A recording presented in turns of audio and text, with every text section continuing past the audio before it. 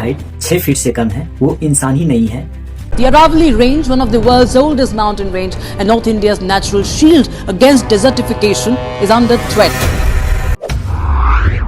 Aravalli range जो कि विश्व की सबसे पुरानी सिस्टम है, लगभग 3.2 बिलियन ईयर ओल्ड है और ये 700 किलोमीटर में फैली हुई है। हाल ही में सुप्रीम कोर्ट के द्वारा एक new height waste definition introduce किया है जो कि आज के टाइम पे एक नेशनल इशू बन गया है।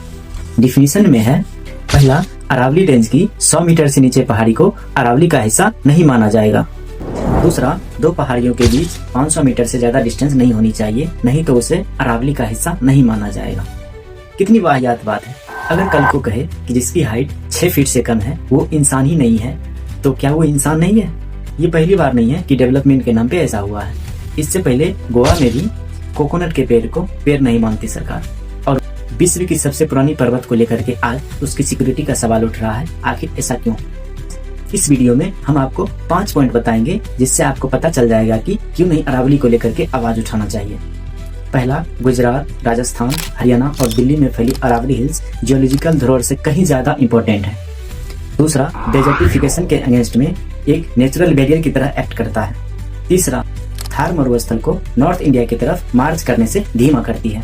चौथा, दिल्ली एनसीआर में एयर पोल्यूशन को कम करता है जो कि दिल्ली कई हफ्तों से टॉक्सिक एयर से परेशान। ग्राउंड वाटर के साथ साथ चंबल, लूनी जैसे कई छोटी छोटी नदियों को रिचार्जिंग में हेल्प करती है। इसका फायदा खेतों की सिंचाई में काफी ज्यादा होता है। एक्सपर्ट्स का कहना है कि अगर अरावली को काटा जाता है तो उदयपुर, जयपुर या उसके आसपास के क्षेत्रों में भूजल स्तर गिर जाएगा, जिससे इन क्षेत्रों में पानी की कमी देखने को मिल सकता है।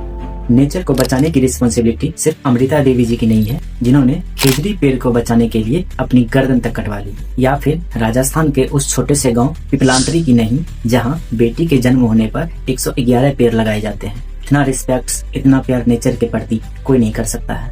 वरना आजकल तो कई लोग पब्लिसिटी के लिए सिर्फ पेड़ में पानी देते हुए फोटो खींचकर एडवर्टीजमेंट कर रहा होता है, जिसका नेचर और असल जिंदगी के साथ कोई लिंक्ड नहीं होता है। और लास्ट में हमारे देश के सुप्रीम कोर्ट को शुक्रिया कहना चाहूंगा कि अरावली को लेकर के नेक्स्ट हेडिंग की बात कही गई है।